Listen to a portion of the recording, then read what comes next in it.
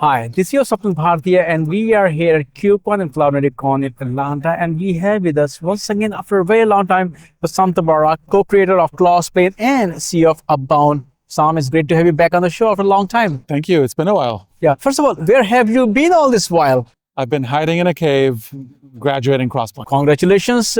Let's talk about, of course, we are in this ecosystem, so everybody knows, but there are always newcomers who don't know what Crossplane is, what problem Upbound wanted to solve, which led to its creation.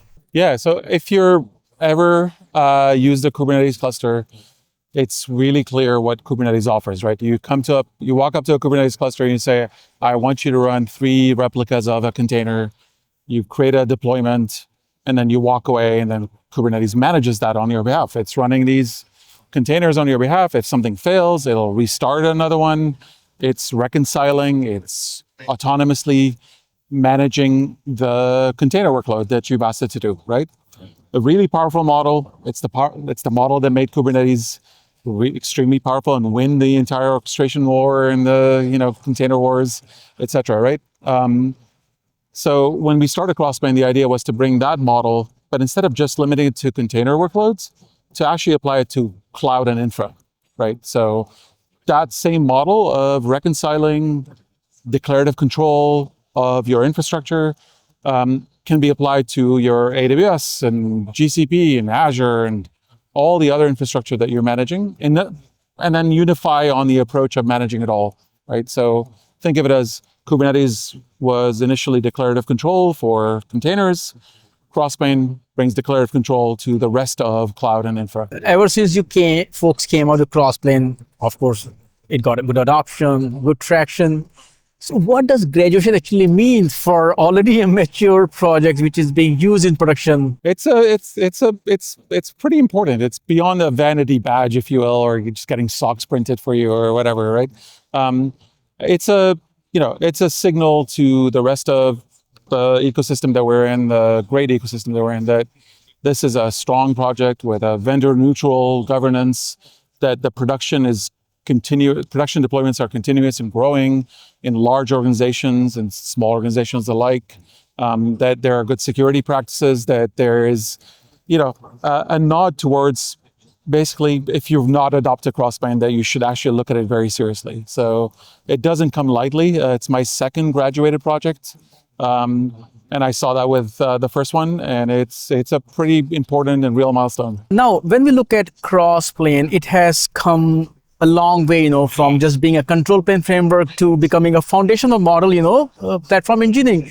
Talk about that journey, that evolution, especially is driven by use case. That's the beauty of open source. You create a project with a specific problem in mind, but when you open it up, the way people use it, even you did not envision. Linux kernel is a good example for that. So talk about Crossplane, how you see it evolve. Yeah, we have been very pleasantly surprised and with all the things that people are doing with Crossplane. But when we started, it was essentially, how do we build a set of CRDs and controllers that manage cloud infrastructure, right? And it sounds like an easy problem. It's like, okay, go build a bunch of things, but few surprises. One, there's a lot of infra to manage, right? So you have to get an ecosystem play around this. And it takes a long time to get, a set of vendors to agree on how to build providers and functions and everything else, and try to get a convergence effect around this. Like if you think about how many times this has happened in an industry to get, say, a convergence effect around management or orchestration, etc.,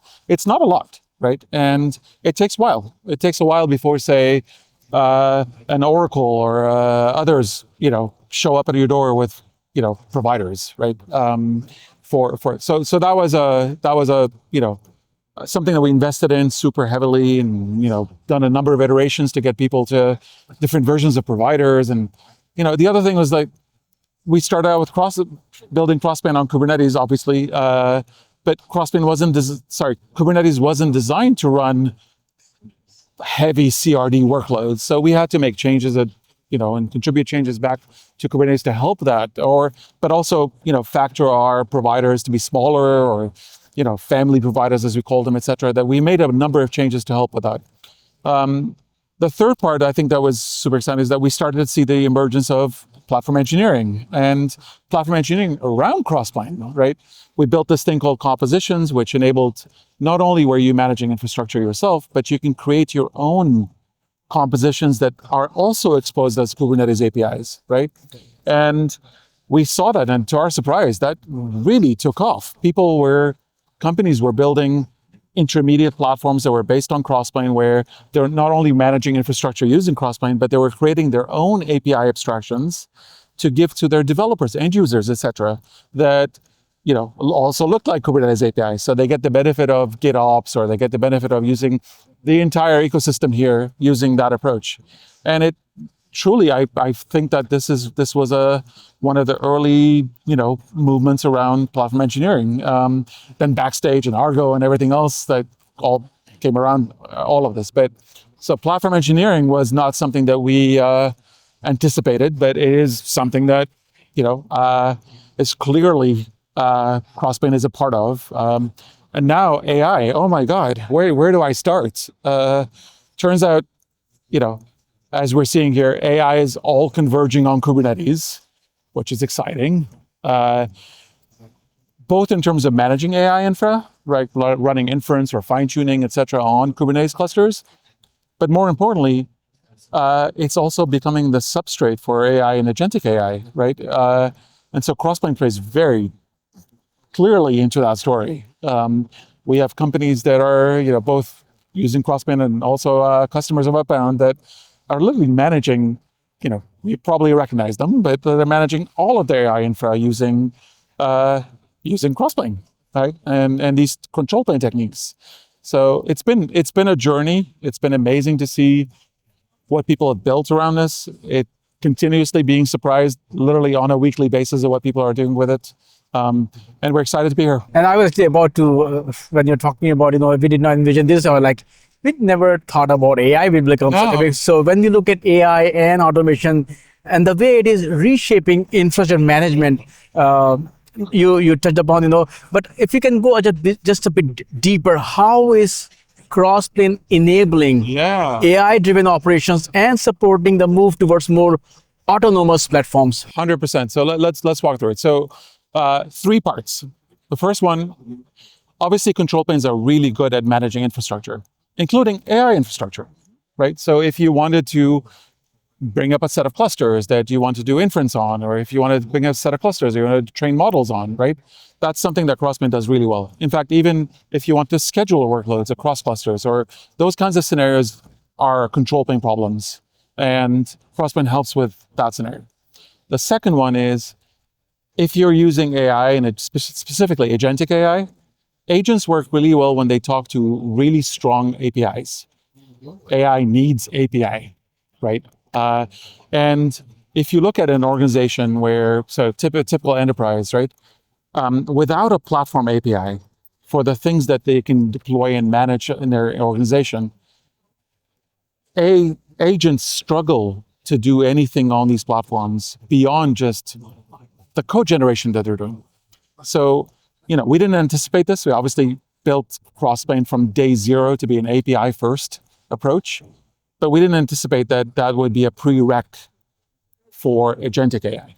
And that part's super important because, most organizations that are seeing success with, say, AI and AI agents today probably stop at code generation. They're not at the point where it's doing operations and deployment and, diagnosis of things. But if you had an API that's basically helping you to do deployment management, et cetera, then agentic becomes possible. It completes the software development lifecycle that, for the most part, AI agents are on the earlier parts of the SDLC, not the later parts. And then the third part is, well, it turns out LLMs can actually do really interesting things inside the control plane. So we have this Crossplane now can support running LLMs inside control loops and doing things that are exciting, like diagnosis, looking at log metrics, suggesting incidents, doing all of that work that can happen as part within the control plane itself. So really amazing stuff that's happening. It's really exciting time to be in cloud and infra. I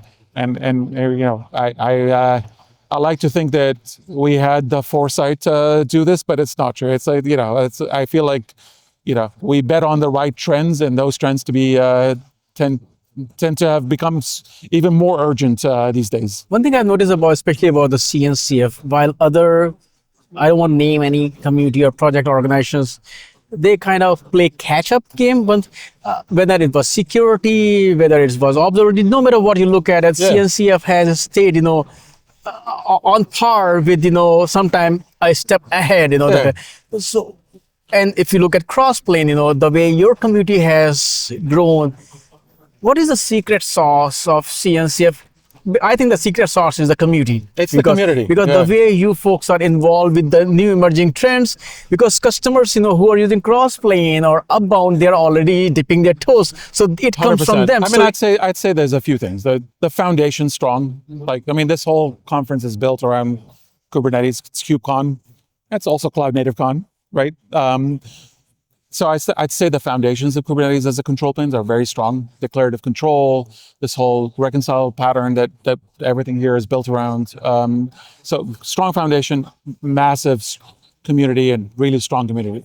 The combination of both is, I think, what makes this still relevant, right? It's not going away. In fact, quite the opposite. Even with something as disruptive as AI, what we're seeing is that it's converging on Kubernetes and cloud native, right? So it's able to withstand something as large as AI, right?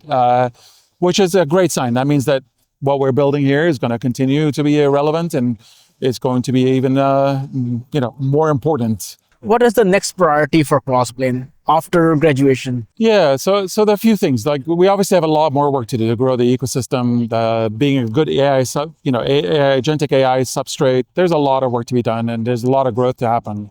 One thing I'm personally excited about is that, I think, Crossplane is a very generic control plane. I feel like there are interesting verticals that could be built on top of Crossplane for specific domains. So I see that as a trend going forward. Obviously, this whole AI story is an important part, both in terms of making sure that whatever agents are being used and are deployed not just to limited to just code generation, but I actually can get to deployment and operations, and even trying to manage some of think of the SRE workloads and all that stuff that we're excited about managing with Crossplane and LLMs. So I think there's a lot left to do, and in fact, we'd welcome more contributors and more folks to come join the Crossplane community or Upbound to help build and work on all this exciting stuff. And since now you're you have been part of that club twice, the graduation club, what advice do you have for projects who are submitted, either from sandbox or a stage to mature at a faster pace? I'd say focus on building community, focus on getting maintainers, focus on running a clean open source game, right? Being good about vendor neutrality, being good about governance, be clear about your governance structure up front. Your governance.md file that lives in the repo is as important as any other file there. And get into real customer use cases early. That's the thing that keeps everyone honest. It's really easy to get engineers that get excited about code, but it's way stronger when the code is actually useful to certain companies. So, get grounded in real use cases and scenarios super early. Thank you so much. Yep. And I look forward to chatting with you again. Awesome. Thank you. Yep.